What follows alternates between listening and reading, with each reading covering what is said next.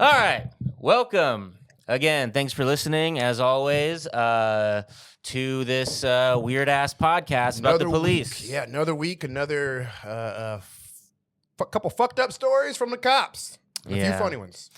Yes. So let's start with our headline roundup. Here is some of the headlines involving the police in America of the past week. Cops in San Diego are on video kneeling over a man's back for 8 minutes until the man died. R.I.P. Gabriel Garza. Cop in Sacramento who went viral from body camera footage of him overdosing on confiscated drugs at the police station stabs his 11-year-old son to death before being fatally shot by the police. The son's name has not yet been released. Cop in Florissant, Missouri, convicted of stealing women's nudes photos after taking their phones during traffic stops. Cop in Loveland, Colorado is convicted of sexually assaulting a teenage girl while he was on duty. Cop in Houston arrested for sexually assaulting a girl for years, starting when she was 9 years old. Cop in Osceola County, Florida, who was arrested for using the police database to look up women, is arrested again for voyeurism.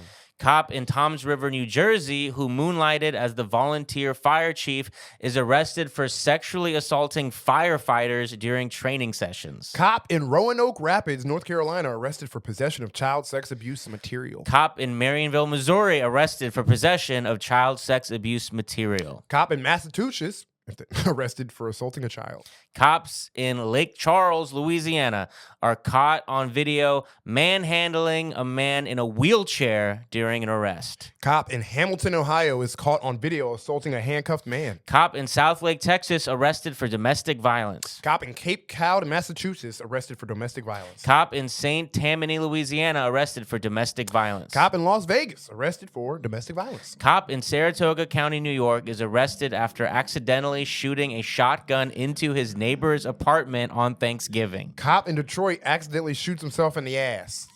Yeah. Those are your stories of the week. There was some jarring ones. There was some jarring ones. There was a lot of jarring ones. It's so funny reading these, especially because I do, like I say every week, don't read them until we get here. Ashton saves it for a nice little surprise. And each time, I'm like, each word, I'm like, oh, damn it. But then I'm like, I love the list because it's always a mix of like horrid crimes I've ever heard and me stumbling over words I absolutely know. Massachusetts, how the fuck do you say? Yes. Massachusetts. Massachusetts. First off, I don't like the word because it starts with massa. That's probably my first. That's probably why I'm there. Yeah, cancel Massachusetts. What? That's what are you doing? Yeah. Y'all some Massachusetts? Hell no, I ain't going no fucking Massachusetts. Wow. I've never heard a better excuse for not being able to pronounce a state in a country that we live in. Yeah, actually, it's racist that you expect me to be able. Really? You opening up with that? Pronounce and spell this word, ma'am. Yeah, a lot of horrors. Fucking number 2, the cop in Sacramento who went viral from body camera footage. Yeah, I remember that video. So we talked about that video. There was a video of a cop who was in his own. He was in a station and he was smoking fentanyl that he and he was like, it went viral because he completely like folded. Remember, he was like on his back and his leg. That guy. Yeah, the guy who's always on the. Oh my god. That cop, dude, stabbed his son to death. The cop, the Asian cop. Yes. The Asian cop who was like in a did the fentanyl really work? Oh my god. I thought he was what the fuck. You're like acting like we knew him. And in a way we did. Because he is, you have to understand that video, like YouTube. Yeah, I do understand. That thumbnail. I know. Him in I passed it up. I rolled my eyes 1,000 times to this stuff. You mean to tell me? We've had a good laugh. It's almost like finding out a comedian that you love was jerking off in front of women and locking them in. What? But we love that guy. No. Yes. He's been around I've had so many laughs at him in fetal position at the sight of. But sorry to bring us back down to reality. That guy stabbed his 11-year-old son to death and was then killed by the police. God, that's. Yes. I would have never gotten that information if I just didn't do a deeper, like, hey. Yeah. Yeah. Oh my God. Yeah, that's a doozy. That's why you ask questions. You know what? The guy in Florissant, we covered him before. We covered the cop who was accused of pulling over women, saying that he needs to take their phone to get like their license, whatever he said, their insurance information, whatever bullshit he said. When you're a cop, it's obviously easy to convince a woman driving alone for you to do something like hand over her phone. Because you're fucking and he was systematically stealing their nudes. We covered him when he was going to trial for this. Now he's been convicted. He's going to jail. I hope he's going to jail, actually. But I guess the thing is that I recognize the characters and I recognize the crime. So I'm always like, damn. I do it like, is that the guy we talked about on the podcast? But the only reason why I'm never sure is because it's so many cops do so many. Yeah, there's a coin flip where I could be like, oh, actually, that's a different guy. Yeah, I'm always like, it's probably a different viral. Yeah, it's like the child sex abuse material every week. Yeah. It is unbelievable. Like, what? Well, how? Every week. It's so, because it's so specific and it's so consistent. And there's literally nothing about, like, I've Googled this. There is nothing that is about this particular topic. So someone should do that. Yeah, it's like, I'm not equipped to go in to do that. I'm not intellectually equipped. I'm not emotionally, spiritually equipped. So our priests, because I mean, we have like, we got the goats of pedophilia. You got like priests, the Pope, Catholic Church. Yeah. Are they? Because we have at least 4 to 5 cops a week with new charges. I mean, that's a good question. I'll put it this way: like on my Google alerts, most fucked up Google alerts in America. When that's one on the child sex abuse material and police. So few people get caught doing this every week that like half of them are not police. They basically, I get a Google alert. It feels like of just like everyone getting arrested for this because it's not a very common crime. Obviously, it is more common than we would hope. So in a way, you could argue it is too common. Yes, it is too common. But what I'm saying is that just in terms of just measuring by going off my Google alerts, it seems like I'm getting alerts for just every story that pops up involving this. And half of them seem to be police officers. I'll get one with a priest every now and then. I'll get one with a teacher too often as well. I'll say that. I'll be fair and balanced. I get one from a teacher. Makes more sense because you're literally in a child's environment. None of it makes sense. I mean, none of it makes sense. I mean, well, that's understandable. Don't paint me in this pedophile corner. None of it makes sense. Nigga, I know pedophiles wrong. It's all, well, the way it does, quote unquote, make sense is that it's positions of authority, right? And yes, I get what you're saying. Sorry for throwing that in your face. That, yeah, teacher going in a line of work to be around kids, but it's still the one that I get the most often is the cop. And I'm saying this isn't scientific. This is not a scientific study I'm doing. Someone please do one so we can get the actual facts on this. Nigga, you probably get the most data. You're the only one with the Google alert. Unfortunate. It's a fucked up cross to carry. I don't like it. I'm always like, why did we do this podcast? America, the world needs you. You're doing God's work, okay? I don't agree. We're shifting back to woke. Doesn't feel like it. We're shifting back to woke. Let's shift back to, before we move on, I included the last headline as just a little fun goof. I appreciate that. That has nothing to do with even being bad cop. But Detroit cop shot himself in the butt. Yeah. A little too silly to put in the main stories. How do you do that? Yeah, it's a good question. I thought about that as well. Did you put your gun in your back pocket? That's probably it. You thought it was your wallet? Yeah.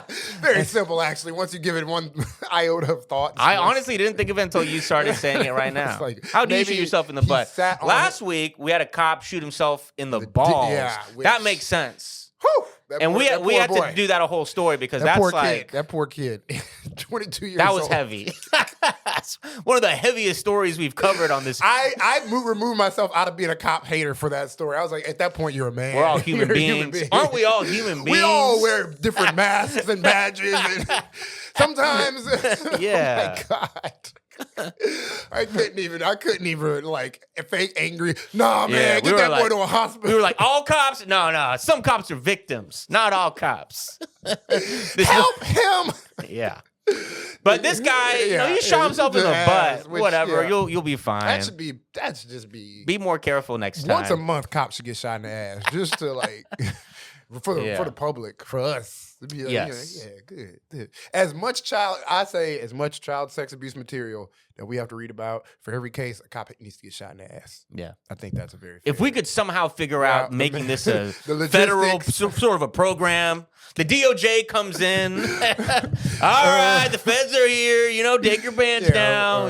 The drill. Yeah, with bullets. They're like, goddamn Biden. I fucking hate that guy. Now the DOJ is coming in. No, that would be a great policy, and that would make me liberal again. Yeah.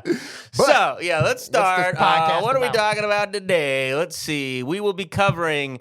Again, yes, folks. Again, we will be talking about our friend boy, of the podcast, Kash Patel, because we don't want to talk about him every week, but he demands it. Yeah, he demands it. So we'll be talking about him. He's a bright light he's burning hard. It's gonna burn out soon. But that's why you gotta talk about.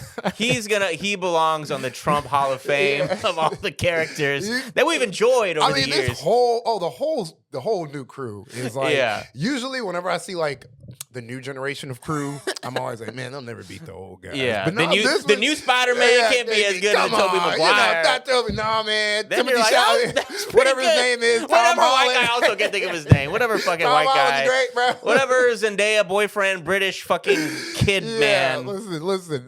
Tom. Good job. Tom, is the point. You did a great job. They're knocking it out of the park. I love No Way Home. I love all them little movies. But yes, so we're going to be talking about Kash Patel. What else? We'll be talking about the NYPD commissioner apologizing to Zohran Mamdani. We got a drunk SWAT team member showing up to a school shooting. Welcome to America. We got New Jersey cops being paid millions of dollars while being suspended for over a year, still getting paid. And we will be talking about one of the headlines that we read, the tragic death of Gabriel Garza. And on our Patreon, $5 a month, 5 stars. Give your boys, that help we need to fuck up the algorithm. But we're going to be talking about another friend of the podcast, spiritual friend, Luigi Mangione, and the recent revelations about the police who arrested him. That's on the Patreon. Yes, we will be having a lot of fun there, I'm sure. So please join the Patreon. You won't regret it. So here we go. We're reading from did you know it's now MS Now? That's what they call themselves, but I don't respect that. So we're going to say MSNBC. Kash Patel ordered FBI detail to give girlfriend's pal a lift home. So if you're keeping up with this saga, it was first he's using the FBI private jet to fly his to go catch his girlfriend in concert. Then we had him using his FBI SWAT team to be her personal security detail. And now, just like he attended a UCB Sketch 101 course, he is continuing to escalate the comedy for us by using the FBI to give his girlfriend's girlfriend a ride home. So FBI Director Kash Patel has, on more than one occasion, ordered that the security detail protecting his girlfriend escort one of her allegedly inebriated friends home after a night of partying in Nashville. Yeah, dude. Tell me your girlfriend's 23 without telling me your girlfriend's 23. Patel's girlfriend, Alexis Wilkins, asked FBI agents on her security team at least 2 times, including once this spring, to drive her friend home. And agents objected to diverting from their assignment, said the sources who were granted anonymity to discuss non-public matters. But Patel insisted that they do as Wilkins requested, and in one case called the leader of Wilkins' security detail and yelled at him to do so. News of the effort to deploy agents to provide security for a private citizen has spread through the Bureau and beyond, as agents have grown increasingly concerned by Patel's use of the Bureau's strapped resources, the People said.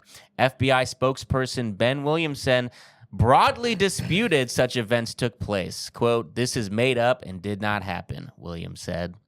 This makes America look like we're supposed to be pushing strength, images of strength, and instead we look like the nerd who's like got invited to the dance by the hot chick. Just so she can make fun of him. Like, actually, you're the nerd. Like, it's such I can't even express how much loser behavior. Yeah. Kash Patel is like the one Indian kid in the frat that's racist, and then he's like throws up on the couch at the party. I mean, it's worse. Damn. It's like, damn, bro. I'm just like, bro, what is she? If you're in and none of it makes sense to me because they're all right wingers, right? And right wingers love manosphere shit, alpha male, like projection of strength type shit. But this dude, and they have very like strict traditional views on life. So like, yeah, the man pays for everything, not the taxpayer, nigga. First off, like you're supposed to be paying for her security detail and her friends. Secondly, this should start this is like the start of a 50-50 conversation. Have you ever heard of like those on the internet? There's these the worst conversations on the internet are like what a man and what a woman. We should split 50-50, or the man should provide everything, including SWAT team security detail. Kash Patel walking into an all-white room and a bunch of girls pop balloons when he walks in. Is it adjacent to that? It's 1,000% adjacent to that. 1,000% pop the balloon on Kash Patel. It's just so like, he's like, all this whole story is just gross. It's like, I don't know how to it's just nerdy. It's gross. It feels like they're so obvious between him and Akash Singh. Akash. Yeah. Right. Yeah. You didn't see what's going on with your boy? have. Okay, yeah. Niggas is looking like losers right now. Yeah, look. I don't want to talk about Akash publicly because, oh, sure. Okay. I would see him at Brown Picnic and stuff. But it's not looking good for my boy. It's like, hey, you signed up to be Andrew Schultz's sidekick. I'll put it this way: you signed up to have Andrew Schultz's fan base, and so what do you expect? And to Kash Patel, it's the same thing. You signed up to have the FBI's fan base, and they're gonna kind of giving you a hard time. Is that shocking to you? What does he get out of it? What does Kash What do you mean? Patel, He's the director of the FBI. No, I mean from like what does he get out? What is not to be like to start the 50-50 conversation for him, but what the fuck does she? I feel like she's like getting 100% out of this relationship, and the only thing he's getting is, no offense, is some pussy he's been dying for, and I don't know if that's worth. It's just so like transparent. It's like you clearly were not maybe doing, how do we put it, well with the ladies before. Yeah, that's what causes a man to pounce on something like this. The like, desperation. have some dignity, bro. It reeks of desperation. It's so gross. That's what's gross. The stench of desperation. Like, it's pathetic. Nigga, you like SWAT team, and then other dudes are getting involved. It's like, I gotta like what? Yeah, like, and I hate the racial aspect of it too, because it's like, bro, we got a brown FBI director. Like, okay. Not a fan of the FBI, but at least it's like a cool, dignified position. No. Makes being the FBI director goofy as fuck. Yeah, I'm like, nigga, go assassinate somebody. Makes nigga. all of us want to bully the Indian kid being goofy as fuck as director of the FBI. Why, bro? Why do you gotta do this? I think it's not to make it a brown boy conversation, but it is like Zoran's, or it always for me goes back to just like, damn, this nigga's holding it down for the team. Thank you, Zoran. This nigga, like every time I see this nigga, he's just like smooth as fuck. Yeah. He's like doing the people's eyebrow and shit. I'm just like, this nigga's cool. Yeah. Meanwhile, we got hot girls against Kash Patel over here. That's all of his girlfriend's friends when they can't get a ride home by the FBI. Oh my god! It's like, what are you yelling at them? She lets me. I simply provide all the resources of the American taxpayer to her, and she lets me watch while she has sex with another guy. It's very simple. it's a very. I love the idea of a hardened FBI agent, and his next assignment. He's like, Ashley, I told you to put your fucking seatbelt back on. This is I'm literally, gonna fucking kill you, Ashley. That's the plot to like one of them old Rock 2004 movies where he's like he's playing like he's with a little girl. No, yeah, it would be The Rock. No, it would be The Rock before The Rock. It would be Arnold Schwarzenegger. This is like Kindergarten Cop, bro. Yeah, You're throwing up on my tactical vest. No, she's going to another club. I've lost her. Ashley, return the aux cord at once. He's like, he once infiltrated the Mossad, but can he infiltrate Club 57? He's like, it's just like a dumb fucking movie plot where the SWAT team has the. It's so bad. It's like and it's just like the most fireable offenses in the world. That's what also makes it offensive. The fact that you're using company resources. Nigga, I've worked at restaurants where I like hook people up with extra chicken fingers and have almost been homeless. And this man is like literally airplanes. Not even. We'll continue because there's more to this. Yeah, well, we're done with that story. Now we got a little bit of a longer story.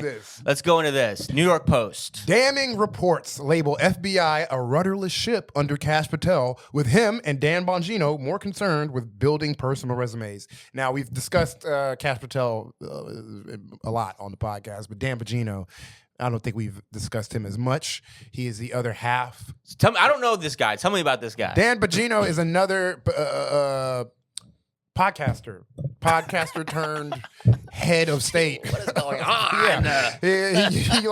He's like one of those guys who's like his main income was like selling selling grenade pills, grenade soap, or like you a man, but you gotta you still gotta take care of the dainty areas. Like his main, it's just selling shit on his podcast, but to right wingers, and like his head is shaped like, this might not be a reference, this is, people get, but you ever oh man, it was a toaster movie. What is his head shaped like? It's like by Brave Little Toaster. Yeah, I remember Brave Little Toaster. Yeah, that's it. Dan Bongino. Every time I see it, it's the most a dying reference. Yes. 7 of you, with no Gen Z person, anybody younger than 38 will not get this. But yeah, his hair. He has the most unfortunate hairline in all of politics. But. FBI Director Kash Patel is facing withering criticism from an alliance of active duty and retired agents and analysts days after the White House denied media reports that the president is about to fire him. They are about to fire him. It's like very like on the writing's on the wall. Not just the writing's on the wall. They're saying they're not going to fire him, but everybody else in the White House is like, this motherfucker got 30 days. A troubling new report card on the first 6 months of Patel's leadership concludes he is in over his head, and his deputy, Dan Bongino, is something of a clown, according to the alliance, which in 2 previous reports warned about crippling DEI and politicization of the FBI during the Biden administration. The Patel-led FBI is described in the 115-page report as a rudderless ship and all fucked up. Which, first off, it's like it's like gross. Like the DEI hiring, and it's like, this is the most. You hired a podcaster. I mean, yeah. Look, I obviously I'm not racist, but I gotta sympathize with the racists who were like angry about DEI and their new boss. It's like it's just like proof. This is the bug-eyed Indian guy who's like not even competent. Like that's the thing that's so funny. It's like their racism about Indian people is like they hate them for the regular tribal reasons, but the stereotypes are like, all right, they may be like smelly or feeble or nerdy or weird, but at least they're competent. Right? At least you're bringing us a model minority who's gonna at least get the job done. No, we actually got you the dumbest Indian we could find. Literally, you a moron. What got him his job? It's like DEI is like you getting hired based off of just the color of your skin, and they went on that whole like crusade against it. And now this guy is hired. You want to know why fucking Trump loves Kash Patel outside of his like constant glazing and just like glucking? No, it's not even outside of that. It is that he wrote a children's book. You know Kash Patel's children's book? I did not know this. He wrote a children's book dedicated to Trump, where he where he told kids we should treat Trump like a king. Where it's like, imagine if Trump was a king. That got him the head of the FBI. Not even kidding. That is insane. He literally wrote a children's book about Trump, where he made Trump a king. And What's it called? I gotta look it up. But that is, I mean, I guess I can look it up easily. Kash Patel children's book. That is insane. Kash Patel's MAGA Kids book is yes. Oh, The Plot Against the King. Plot Against the King. Yeah, which is a Damn. fantastical retelling of events. So they try to make it like a Julius Caesar type thing. It's literally the 2016 presidential election.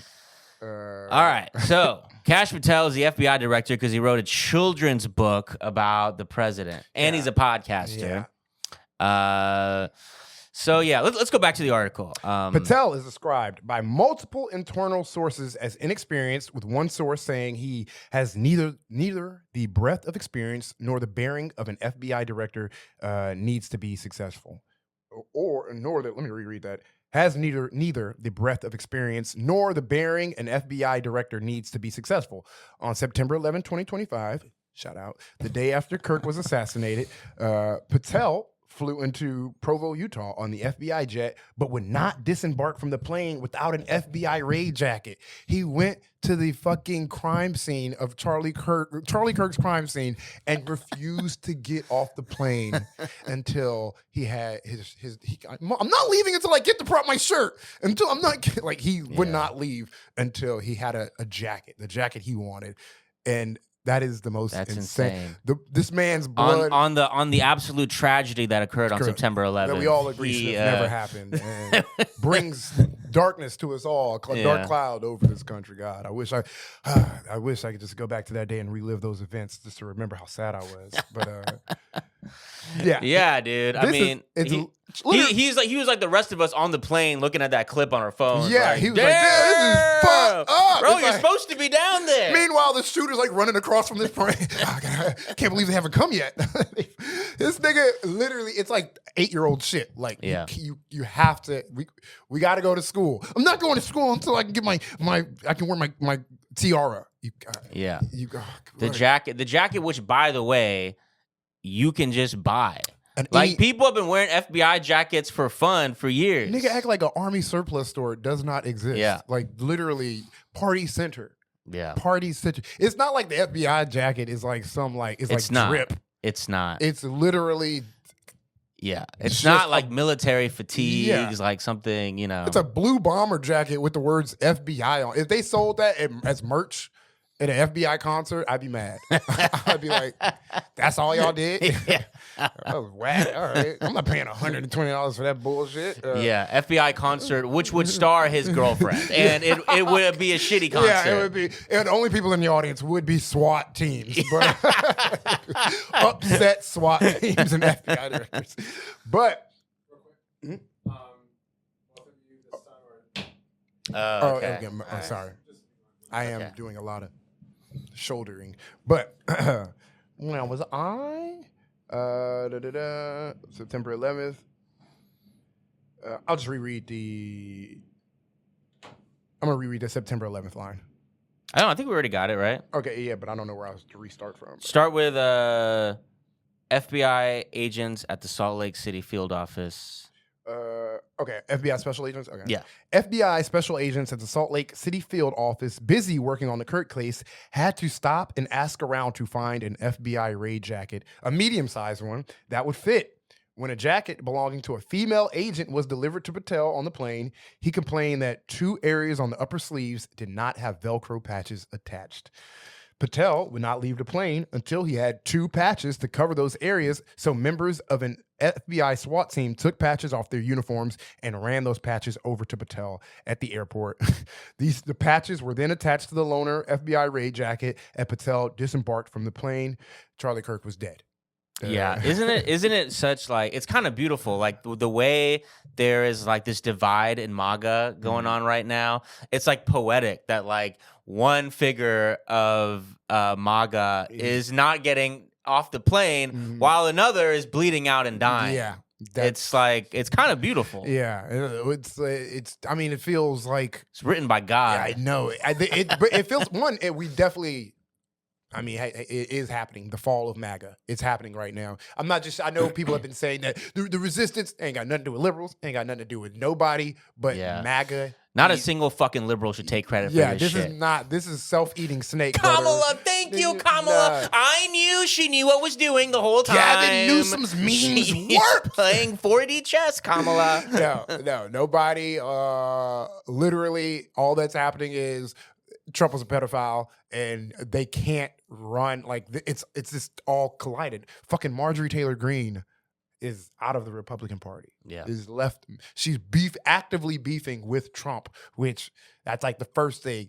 The person leading the Epstein release is that Republican I don't know his name, but he's like a Republican dude, and he's like released like he's like I thought he was like a Democrat the way he was like. Well, one of the people supposed to be leading it is fucking this guy, Kash Patel, and Pam Bondi, and all these people with their official positions. And that's why everybody's turned on him. It's like we're gonna read how he's like blaming it on all the liberals. It's like, nigga, Republicans don't.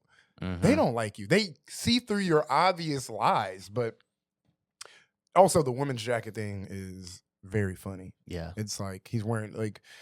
Keeping in line, it's very Michael Scott-esque. Yeah, I mean, also fucking J. Edgar Hoover, the first FBI director, loved wearing women's jackets. He's just actually maybe he's a great FBI.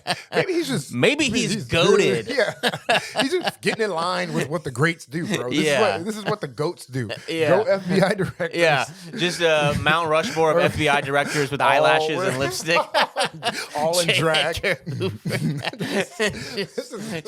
That's most of their job is dressing as women. That's Meanwhile, a trail of civil rights activists. It's like, this is horrific. This is terrible. That's all we do. Kill civil rights activists and slay. Looking good while oh my God. Fuck. FBI directors. Anyway. Should we move on? Sure, We've covered our boy Kash. Story, and please, Kash Patel, we don't want to keep talking about you. I don't want him to be on my I can't fire this nigga. Let's get it's time. We've done. It's too much. There's nothing else you can do other. Okay. Don't say that. The story ends. No, there's worse things than him getting assassinated, like his girlfriend leaving him, and that is going to devastate him. Yeah, he's gonna call a squat raid on himself. FBI director swatted himself. Oh my God, he's so heartbroken. He was found just naked, listening to Elliott Smith calling in an FBI raid on himself. What's going on here? Where's that guy who did Charlie Kirk when you need? But let's move on. All right, we are going to a serious meaning sad and infuriating story. We're going to San Diego. Reading here from CBS 8.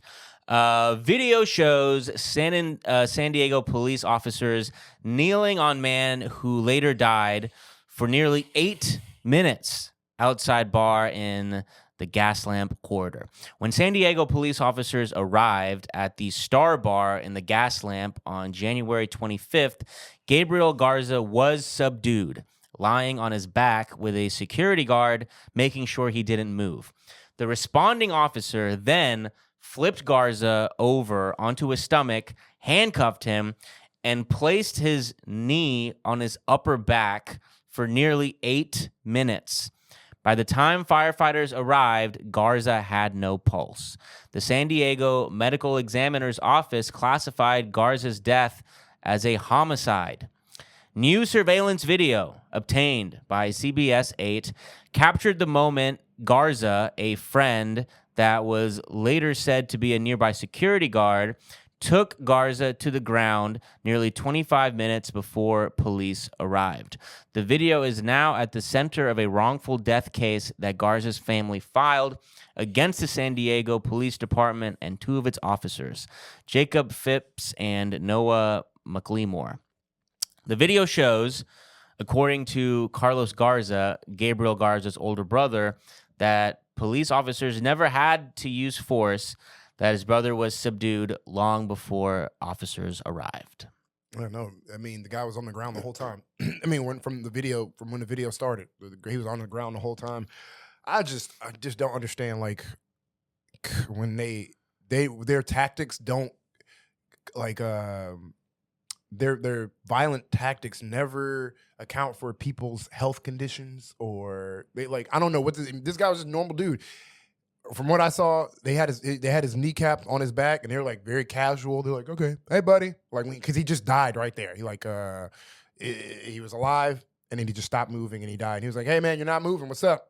What's up? Oh, he's dead. It's like, yeah, you guys have been on top of him for fucking 8 minutes. And as the medical examiner ruled it a homicide. They didn't say, because immediately that's what pro police people are gonna say. Well, he was, that's what they said for George Floyd. Well, he had drugs in his system. No, it was ruled a homicide. The only person that was doing any active violence on him was the cop, who again, like,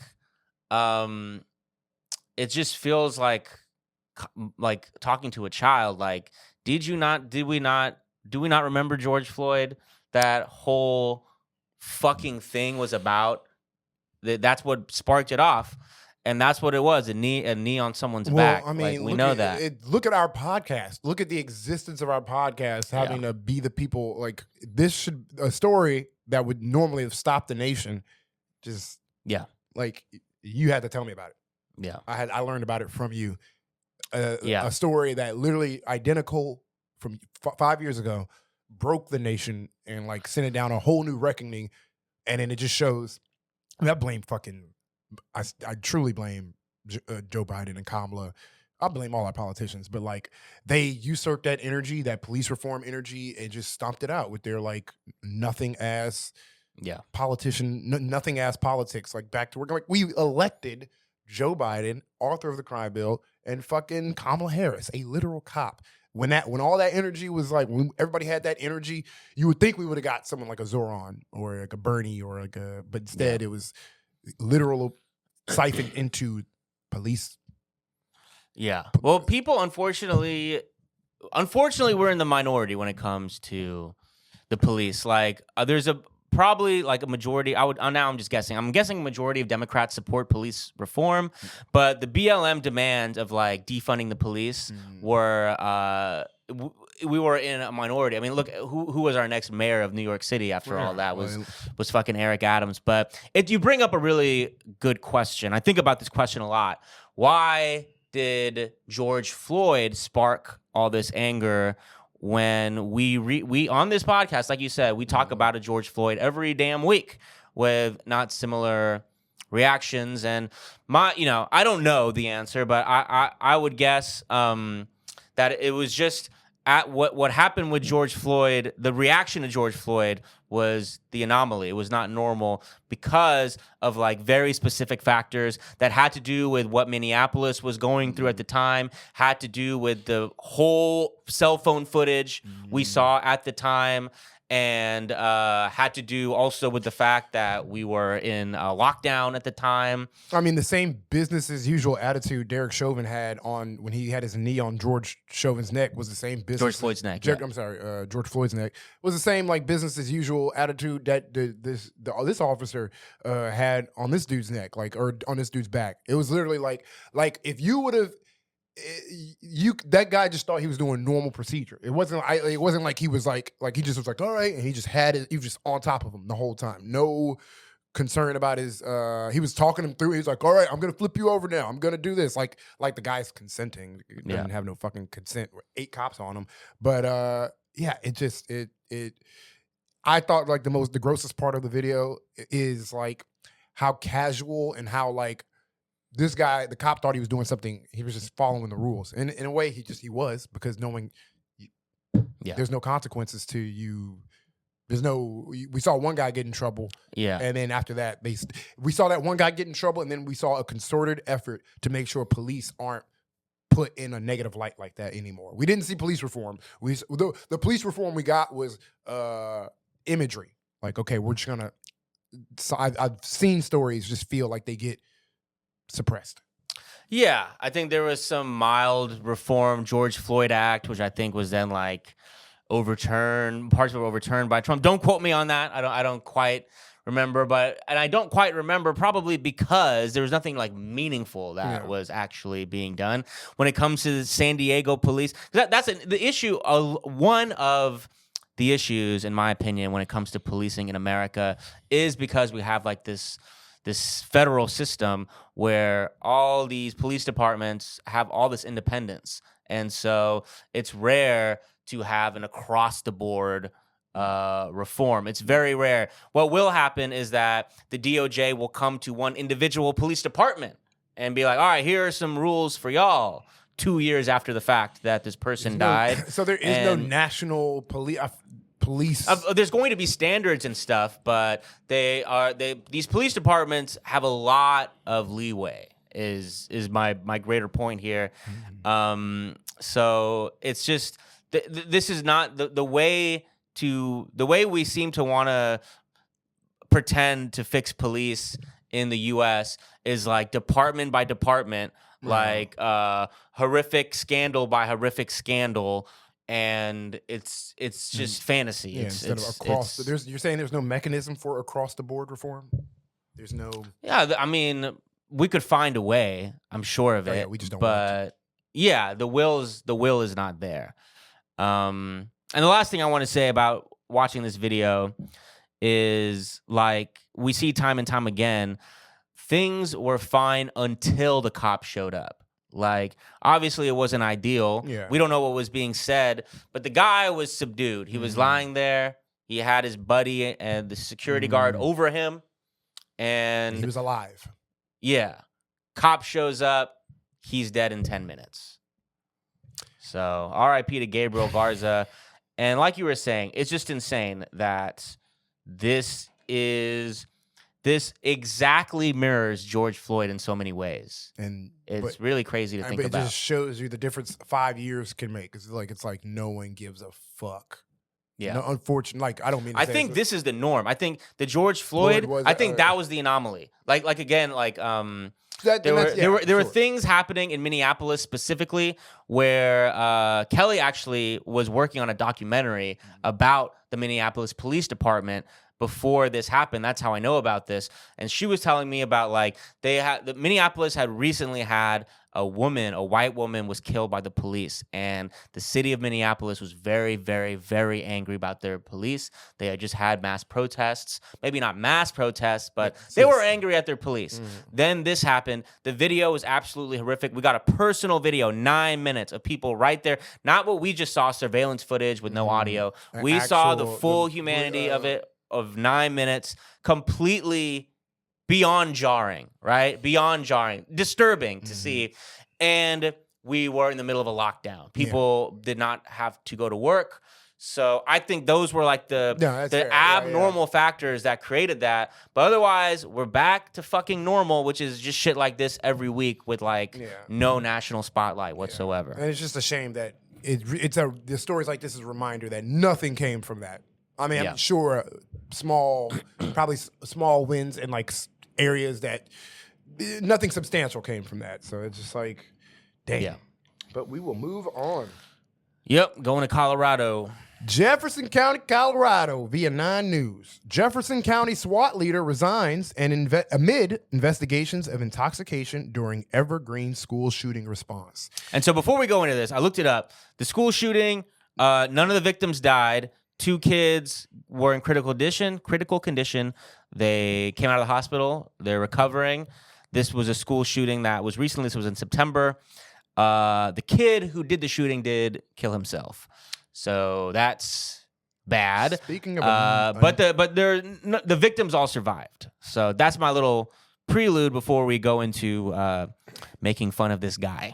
A SWAT team leader for the Jefferson County Sheriff's Office was drunk while responding to the Evergreen High School shooting in September has resigned amid an internal affairs investigation. Sergeant Anthony Hamilton, the singer? I didn't catch that. First time reading. That's crazy. I know this nigga ain't dropped an album in a minute. It's been that long? He's been getting drunk. What's the Anthony Hamilton song? I forgot.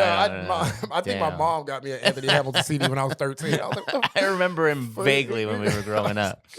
I was like, damn, Neo Soul ain't paying the bills no more. Okay. But Sergeant Anthony Hamilton was set to be fired for violating the department's alcohol policy. According to internal affairs documents, Hamilton admitted in an interview that he drank the better part of a 12-pack of beer starting around 6:30 a.m. September 10th, the day of the shooting. Better part of a 12-pack. Bro, you know damn well that is not the response you can give. In the interview. You know, you've never once in your life pulled somebody over and be like, how many have you had tonight? Oh, just the better part of a 12. Nigga, what? Get in my back of my goddamn car. Yeah. What? This is not buzzed law enforcement. This bro. is drunk law enforcement. Before, he said, starting around 6:30 a.m. Oh, shit. I didn't catch that either. Dog.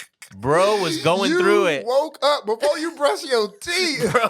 Bro, set an alarm to wallow. Oh, gotta wake up early. Almost missed my appointment. Gluck, gluck, gluck, gluck, gluck, gluck, gluck. A window into darkness. Damn. Yeah. Putting on his music. I'm a creep. 6:30 in the morning, drunk. That shit is Yeah, and then he gets the call. Yeah. Time to turn it all around. Shit. Oh shit. Let me sober up and I'll be there. Let me wear my keys. He drops his keys. Like, oh, don't worry, boys. I'm going. Don't worry. That's so crazy. I'm fine. That is. Let's keep going. Scores of law enforcement officers began responding to the campus after 12:20 p.m. when the shooting was reported. According to internal affairs records, Hamilton admitted he was likely legally intoxicated when he drove his take-home law enforcement vehicle to Evergreen High School while armed and wearing his green SWAT team uniform. Backwards. Yeah, clearly. Hey, man, why your pants on backwards? Yeah. Uh-oh. Why is your bulletproof vest covering your back? You know you got two separate shoes on, right? Huh? Oh, I didn't even know. Yeah, what the fuck?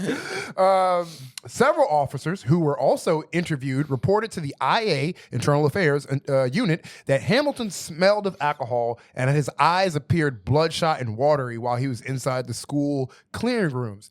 That's just because I was just so angry and at the scooter. I was just like, oh, so mad. My eyes turned red. The IA records also cite officers who said Hamilton was in an area of the school where he was not assigned to be, and that it was weird because he was not in his area of responsibility. He's over here trying to clear out broom closets. Hey, man, why you in the gym taking free throw? Hey, man, you know, it's a school shooter. Oh, my bad. One more, though. Yeah. Let me get my... There's no one in that room. Hey, bro, I was just clearing the room. He's at the school shooting, fighting demons. This nigga in the cafeteria eating kids' snacks and shit. All clear. Please release the footage. I know it's a school. I know there's security footage of this man clearing empty rooms, coming in, doing a cartwheel, doing a tactical roll. There's no one in the room at all. You need that liquid courage, dog. You needed that school. Look, if I had to go fight a school shooter, I'm getting a little drunk. I'm not a cop, though. Yeah, but is it going to be a better part of 12-pack? I wouldn't get that drunk. I wouldn't get. I think I'd take a shot in the beer and be like, "I'm buzzed. Let's go." Like ready to take a bullet for the kids. Yeah, still on my shit. Okay, like no, I believe you. Like I'm still ready to fucking. My heart is pumping. Yeah. I'm ready to go. Yeah. A better part of a 6-pack is. That's when you start procrastinating. Yeah, let's do another one. Let's do another one. Man, you sure it's been like 20 minutes, man? Them kids might be dead. No, we gotta do another one. Let's get real brave for the kids. For the kids, right? For the kids. Let's be prepared. Come on, man. It's been 40 minutes. It's dark outside. We're hammered. We're watching the aerial footage of the fucking school. We're watching the news. Yeah. Oh, shit. We should get there, bro. Let's just finish off this 12-pack. Let's Uber, bro. We should Uber to the school shooting. Hey, man, just drop me off where you see the yellow tape. We got to get Kash Patel's drunk driving. drunk driving detail to give us a ride home. No, they're the only ones who should be here. So far, this cop has done more than Uvalde. I'm not gonna. Yeah, he has. Literally, at least he showed up. He was in different rooms. Yeah. He was in different. The records indicate Hamilton called out of work in the days before the shooting to deal with family issues. However, he decided to respond to the school shooting. He told internal affairs investigators. He said his mindset was that he did not expect that a school shooting would happen, and that was the reason he responded. An IA investigator wrote in the report, he knew his team would need help. He said that was the wrong decision, stating that was the reason why I regret few things in my life more. Damn, that's dark. He didn't say that's the thing I regret most in life. He said there are a few things I regret in my life more as he was staying home because of family issues. And that's how you know these cops are psychos. Nigga, you're drinking at 6:30 in the morning. You're living the life of regret. Yeah. There's nothing. So you're just drinking for the love of the game. Yeah. Usually if you're drinking at 6:30 a.m., it's because you're dealing with a life of regret. Yeah. But this is the part of The Punisher that cops actually do nail. This part, drinking at 6:30 in the morning, regretting your wife leaving you. Except instead of like your family being gone because someone killed them, your family's gone because you threatened to kill them. Yeah, exactly. Yeah. I'm the Punisher, but I gotta go get revenge. Yeah. Instead of punishing criminals, you're punishing your wife. That's why she left. Records indicate Hamilton resigned on November 10th before he was to be terminated for violating the department's policy relating to conduct. Damn. Yeah. Another one bites the dust. This cops pulling up to a school shooting with the sunglasses and Advil. Thermos full of coffee. Yeah. Oh, shit, dude. That's crazy. He's like, he can't put him in my cruiser. I threw up in the back. Yeah, we got to put him in somebody else's. But that's that story. Cop fucking too drunk to show up to a school shooting. That's my hero. Those are our heroes. It's really a sad thing about America where it's like I didn't even know about the school shooting until I did research for this podcast, and it was like, oh, okay, a cop being dumb was tangentially related to this story. We talked about it last week. And I'm like, oh damn, Evergreen High School, damn, that's really sad. I found out about a mass shooting because it was in my homegirl's Insta stories, and that's where we are. We are in content slop mass shootings now. It's just part of people are trying to get fucking views. It's just bad. It's all bad. I guess we don't care about gun crimes no more. Yeah. But let's move on. All right, we're going back home for us, New York City. Reading here from the Gothamist. Sorry, our second home, New York. New York NYPD Commissioner Jessica Tisch, apologizes to Mamdani after her brother calls him enemy of Jewish people. Insane. fucking nuts. I hate these people. I genuinely, like, when I see Jessica Tisch's face, and I hate her. There's something about having $1 billion that just makes your face droop. It's not even droop. It's like the billion is eating your soul from the inside, and every billionaire I've ever met is always the most chopped human being I've ever seen. Elon, Bezos, this lady, the Dell computer lady, Zuckerberg. Oh. Yeah, they got some sort of like God, like you know, like what is it in the Bible? God sends down cosmic punishment. Yeah, there's like, something biblical going on with these folks. It's like leprosy, but it's not. I call it the Emperor Palpatine effect. Yeah, I don't know if you watched. No, that's a great description. The more he used his dark powers, this nigga just more. He couldn't even be seen in public. He's like, don't look at me. Yeah, I'm a little ugly right now. I'm a little fucked up in the face right now. He's like, use a filter. He looked like the average billionaire. No, delete that one. Join me. Not that one. No, why do you always do this? I hate it when you take that Do you think why would you use that angle? I hate you. Literally, these people look like fucking Palpatine.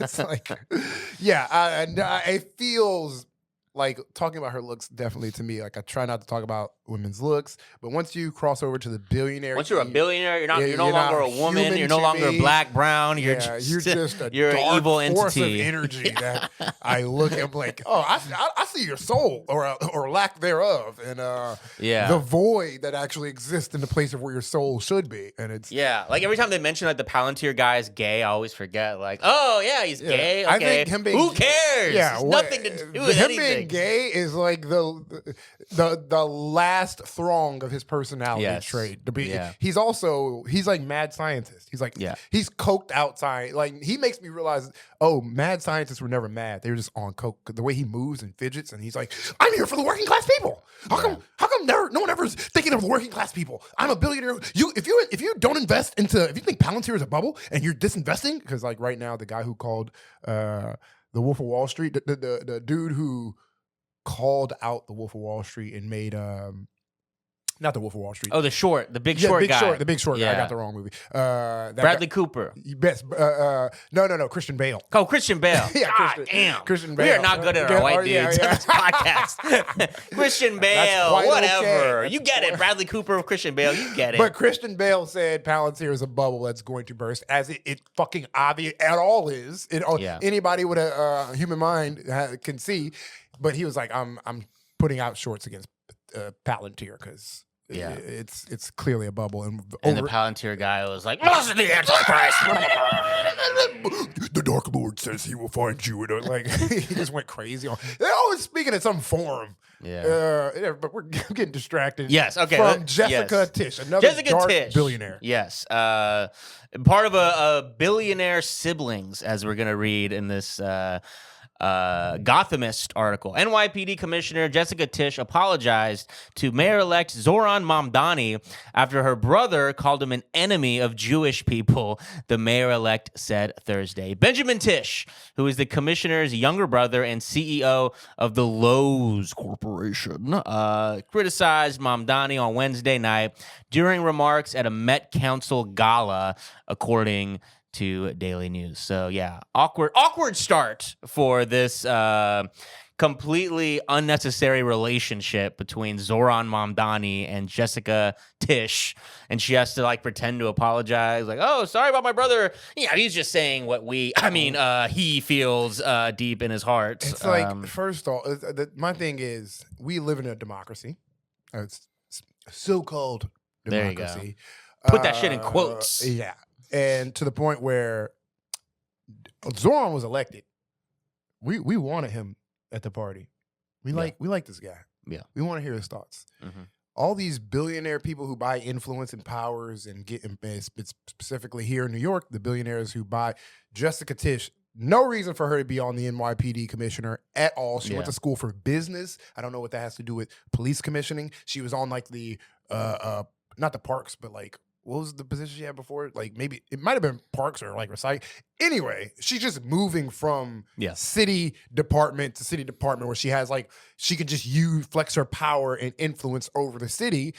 No one elected her that. She just used her powers and strings to infiltrate, push her way into the party. Yes. And now we're expected, like we hear, like, it's like when you're in a circle of people and you're having a conversation and like one of your friends is holding court and he's like talking like, yeah, oh man, dude, yeah. And then your friend a person walks up who you hate and they're just like, and then also you're like, bitch, ain't nobody asked why are you talking? Yeah. Who asked you? No one cares for your opinion. They just insert themselves. Like we should not know the cadence of Mark Zuckerberg. We should not know what his voice sounds like. He does not have that type of voice that people should be knowing his voice. His voice is like, it sounds like a program. Yeah. Elon Musk. I mean, it's but you really see the humanity in all of it. Like as much of like he has been rewarded by the system that's inhumane, we still see like a dork. 100%. His humanity as a dork like lives on. It shines brighter than his anything else about him. The dorkiness. But yeah, I just, it grosses me out that even this is a story because it's like, why the fuck do I give one? They're gonna go on to say like, I mean, he's an enemy of the Jewish people, and like it's crazy to still live in that like delusion of like. I guess is he the enemy? I guess the International Court of Justice is also the enemy of Jewish people because they declared fucking Gaza genocide. Is that enough to make you an enemy of the Jewish people by looking at UN independent reporting that's like that classify what's happening in Israel as genocide, as ethnic cleansing? That's the people we have in power who still live in that like delusional bubble of like that's like that. But the difference is that the ICJ is not a brown guy named Zoran. That's a pretty that's an indictment right there. Yeah, those are some allegations right it's just there. like my response is if it's anti-Semitic to be, it's for me it's so we live in inversion. Like this is my level of like what Satan is. I'm like, oh, we live in an inverted society. These people are calling him anti-Semitic. Meanwhile, what's actually happening in reality is they're being Islamophobic. Like that's what's physically happening in the objective reality. These people are using anti-Semitism as a mask to hide a genocide, and they're attacking people who are calling out that genocide, and it's always the people of brown skin who are victims of the I'm so and like what I'm about to say, like it'll be easy to take it out of context, but I'm just gonna say it because we all understand the context here. But I'm so fucking sick of hearing this shit about anti-Semitism and the Jewish community. Like within the context of a genocide of Palestinians, Muslims being hate crime. We had a 6-year-old Muslim boy stabbed to death by his landlord, talking shit about Hamas. And we're still talking about this like perceived danger of the Jewish community that is being like, we got some fucking billionaire, the owner of a multi-conglomerate billionaire dripping in evil, dripping in blood, telling us about the enemy of the Jewish people. But all of this is like designed for one, like these are the people telling us are the powerful forces who benefit from this genocide, who benefit from this propaganda being out there. So they're going to keep up and keep pushing that propaganda. Two, it's like upsetting because it's disproportional. Even there is like for every claim of anti-Semitism that might be for real, you can go. It's like, okay, I can genuinely like I care about anti-Semitism. My whole thing is humanity. I don't want nobody treated wrong here. But when you're coming to me in the argument, we're the entire. I need all context for the whole argument. When you just try to focus in on one, like this is anti. Yeah, I mean it's so absurd. It's like I hate even like having to defend at this point because I've been talking like for years, you know. Anyone who's advocated for Palestine, like we're so used to of course, anti-Semitism is real and that's a problem. But it's like at this point of like going like year 2 of like straight genocide of toddlers getting fucking sniped in the head. That.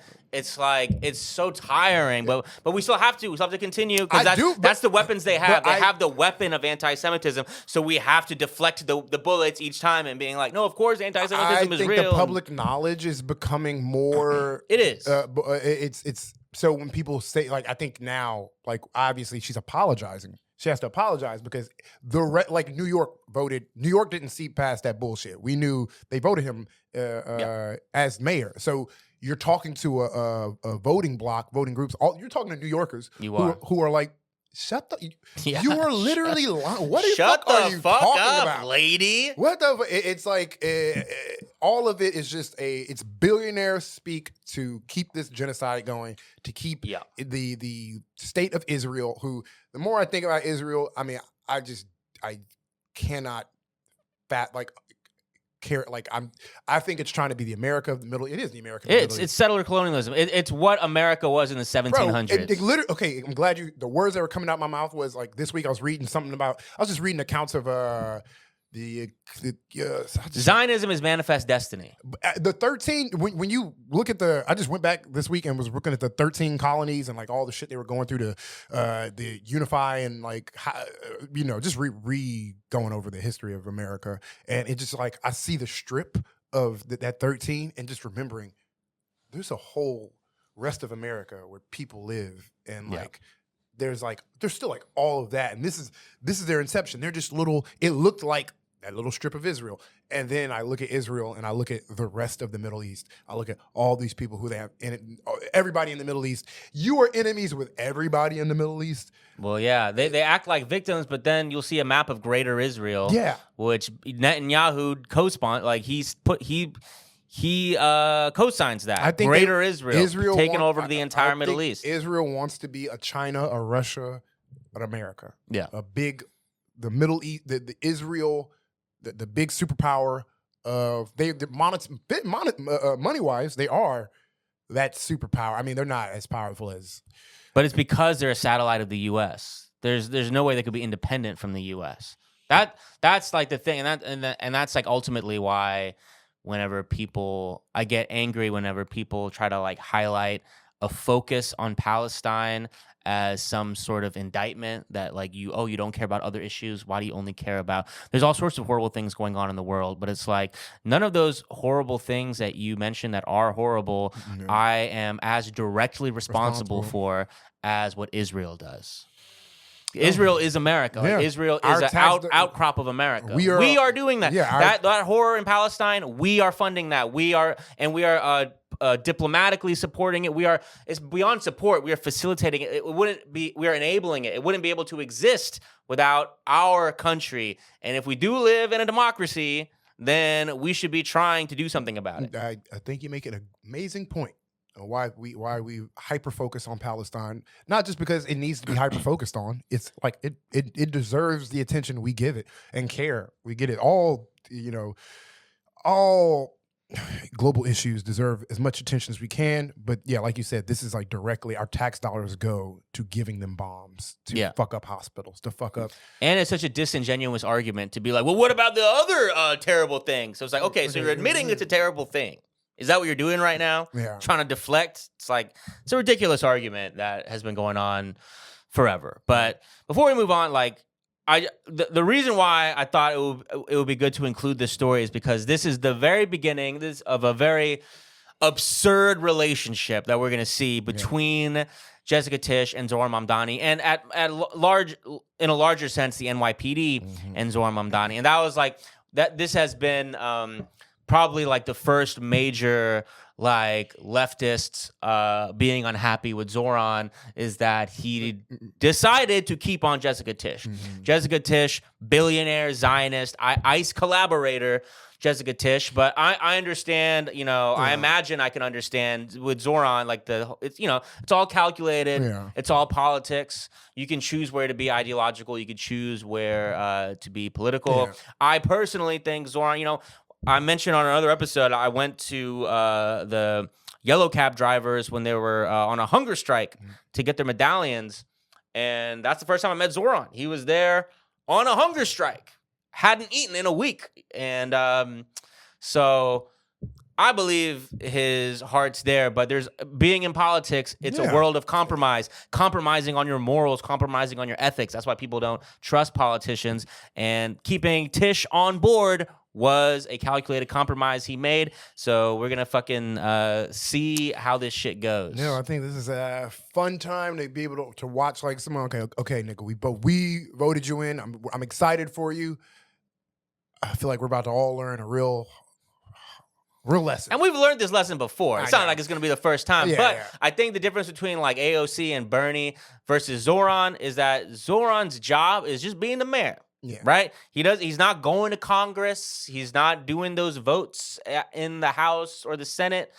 He's not part of a larger machine. I mean, he is. He's part of the Democratic machine in the sense that he's part of the Democratic Party. But he's not in the way when you're in Congress, you're really playing those team sport machine. He's just the mayor of New York City. So I think that gives me a little bit of optimism of And the thing, I agree. And he's very popular. It's gonna be. I also think everything, how they were the billionaires are gonna leave New York, and then now it's an influx of billionaires moving to New York, and I'm hoping he has strong enough aura and people around him that he can actually accomplish his goals. And I mean, fucking Tisch folded. I hope that they keep just folding, and I think the direction of the city is lefty, the policies he's pushed forward. The main critique to them is like, how are we going to do them? It'll never work. How are we going to do them?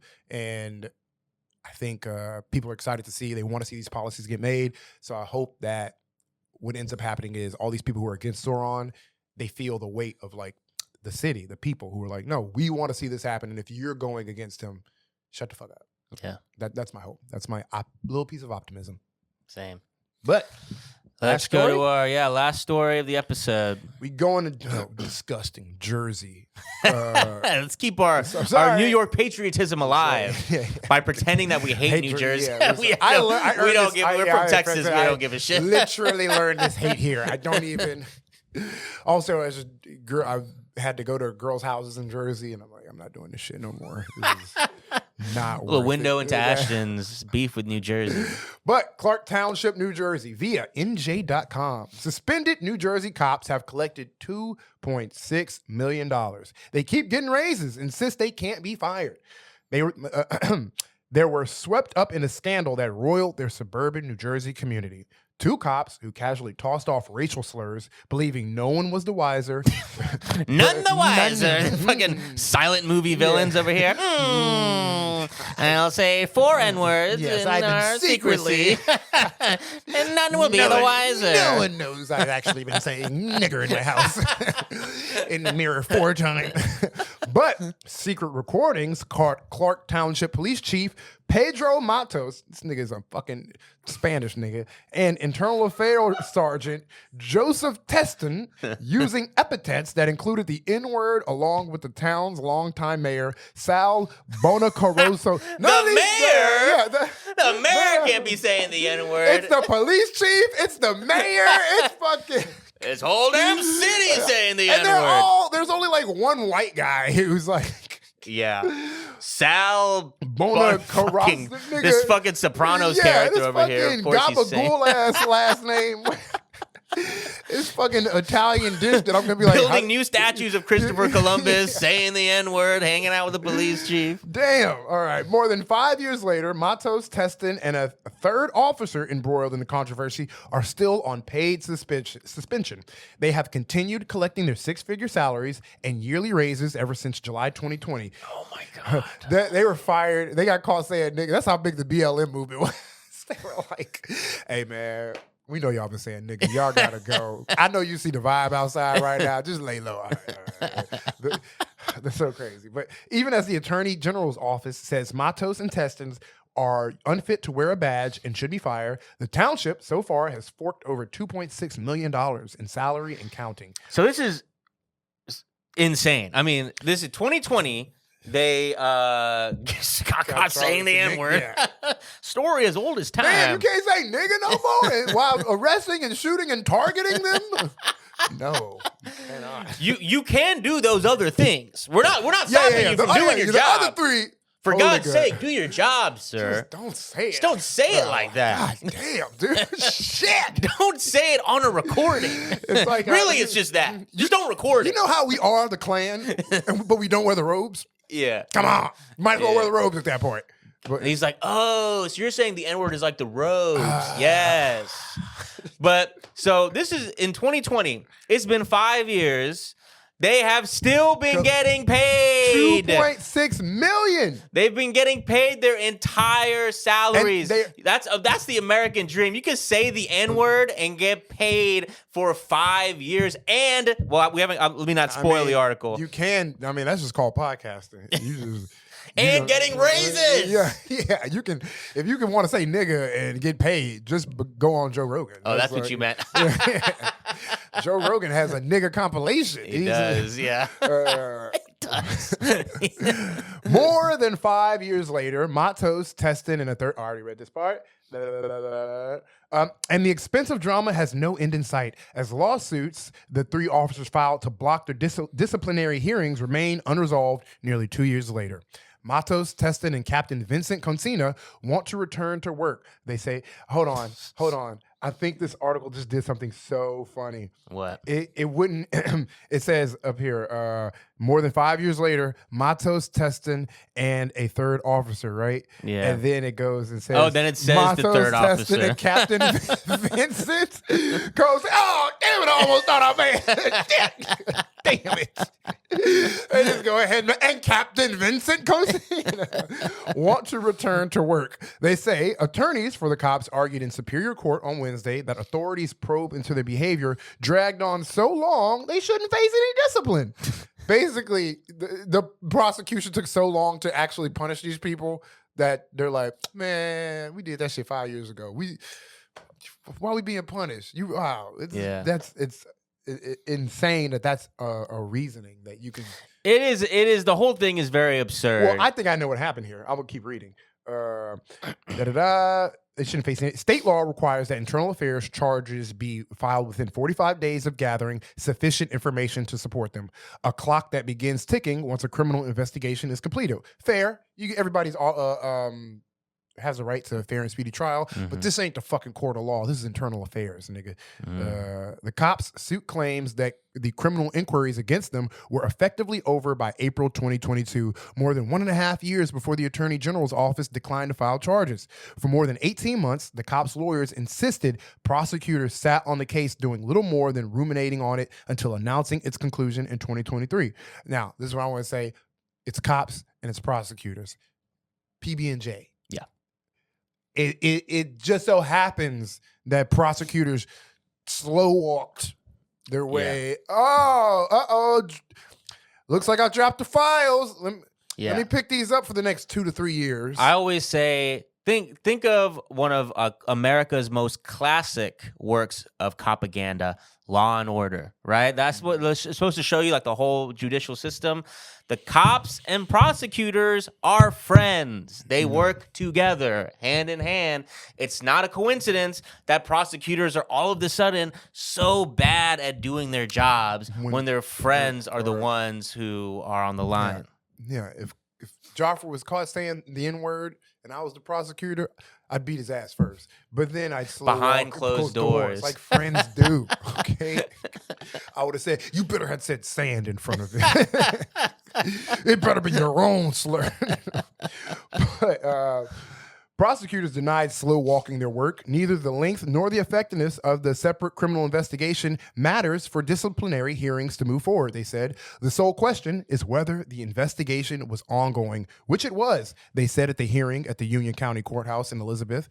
What I keep hearing from the other side is that the criminal investigation was improper, said Deputy Attorney General Ryan Spengler. Not that it wasn't occurring. Judge Lisa Morales Walsh called the case unique and complicated and asked probing questions on both sides, saying she has not made up her mind. She will issue her ruling at a later date. What a loser. So that means, I guess she's saying, like, they could still be in trouble for, like, they already made $2.6 million. Yeah. They're rewarded. Yeah. They've been rewarded with less work, not having to go out and put their life in danger. And they've been on a fucking 5-year vacation. They probably did. They're living the dream. Yeah, they probably like, no, man, let it keep going. Can we get an extension? Yeah, and to me, it seems like, honestly, it was hard. It was a little hard for me to make sense of what's going on in this article. But to me, a sticking point is that it's their lawsuit. Like, the cops are suing, and that is like a big thing that's holding everything up. Is like their own lawsuit that they're not letting go of. Then that's like delaying everything. It makes sense. Then that's what happens. Like, they're in court trying to tie up everything while they collect free money, and they're probably not going to get in trouble for real. It's like, because to me, the question is not whether or not it is a crime or not. Like, yes, that is a question. Did they do acts that are criminal? But the headline of the article, the news here is that they've still fucking been getting paid for 5 years. That's insane. I am jealous of that. Yeah. No one else gets to live this existence where we get suspended for work. The suspension goes for 5 years, and that entire time we're still getting our paychecks and raises. That is just insane. It's absurd. Cops live in this absurd world here in America. Yeah. So, like, beyond whether or not it's a crime, that is insane. That is the most absurd thing. Yeah, it's like even if they do fire me at the end of this, I've been spending this last 5 years. I've been in trucking school. Exactly. I went to software boot camp. I've been using that money I've been getting. So I've started my own business. It's that sort of money. I mean, you could, like, just out of sheer boredom, you would take up something else, right? God. But and so the judge is saying it's complicated and unique. Look, I don't know this case very well. I just know this article. I'm not a lawyer, but what some of the stuff that they are in trouble for is going to like I think it was a school, but like maybe not. I believe it was a school. There was like a noose, like some sort of extremely racist, threatening thing like that. And they were caught on tape saying we need to prove that the N-words planted it, that they planted it. So is it criminal to say the N-word? No, that is not a crime. But is it a crime for a cop to like approach an investigation with that sort of an attitude? Yeah. I don't know if that is or not, but I'm saying like you should know, like the judge. I think it sounds is it that complicated? That shit is one in context. It's not a vacuum. It's like you take it in context. He's saying he's using all these slurs. It clearly has views black people as subhuman or however. He clearly is biased in this investigation. He wants to blame the victims of a racial crime and get them like. Instead of going in and finding evidence and that leads to the suspect, he already has a suspect and he's reverse engineering the evidence to lead to the person who he wants to be, which is going to be a damn monkey. Which is another thing they actually said that word also. So it's so funny to me, but it's so racism and like slurs are so funny to me because it's like they try to. It used to be this psychological tool to like make you lose your self-esteem. You know, take away your who you see yourself could be. It's like I'm using all this language to dehumanize you and make you feel lesser than, and subsequently make you this. Submissive, white person. I don't. But that it doesn't work no more. It's one. We live in an age of like we have access to information, technology. We have like all the racism just doesn't make sense from an intellectual point. We had a black president. Yeah. Well, I mean, now instead it's just funny to me because it's like instead of it making me feel bad, like when I see like racist, I look and I'm like, I could tell you don't read. Yeah. Every single time, I'm not saying there's not no intelligent racist out there, but there's not yet been one racist who has made me go, I think it might be my ego, but I'm like, nigga, you ain't superior to me, nigga. I will dog walk you intellectually and physically, my nigga. There's not a single person who makes me feel, you could be like, nigger. It makes me go, oh, you got some shit going on deep down. You're insecure. That's like, it's the reverse that's happened now. It's no longer. That's beautiful what you're saying. That's inspiring. It no longer, I'm like, oh, buddy, I hope you're okay. Like when I see racism happen, that's just what it is. It's like, so, this nigga's hurt. Yeah, these are the guys who set an alarm at 6:30 in the morning to drink beers. These are the guys calling other people monkeys. Yeah, and I'm like, dog, that don't. They gotta figure. White people gotta go back in the lab and figure some shit out because slurs ain't gonna do it to me. Yeah, they gotta go back to the lab they were created in. This is Dr. Yakup's like, get back in the cave. Yeah. Get back in the cave. If you're wondering where Ashton gets his confidence and his aura from, that's the secret. We invented white people, and now it's our destiny to have to transcend you, the whites. We invented you so we can grow. Yeah. We invented our adversaries so we can learn from them and grow and become strong. I don't know what's That's amazing. That was actually pretty awesome. I'm like, keep going. Keep going. I'm just fucking I'm listening. Cut this before my black Israelite information. All right, brothers, turn to the Quran. Open up. Hey, turn around. Don't you walk away from me. Why are you with that white woman? It's like, you're talking to our listeners right now, Ashton. There's no one here. I know you with a white woman, right? It works better on the street. It works better on the corner. You and that, you know you shouldn't be with that white girl. I'm sorry. White couple. One of y'all listening right now, you know this applies to you. If you got a white girlfriend in the room, tell her to leave the room right now. Make your white woman leave the room right now. This should be our Patreon. Yeah, I think this is where we should just transition. Yeah. But hey, that's great. Great place to end, I would say. That's the podcast. That's the pod. Thanks for listening. See y'all next week.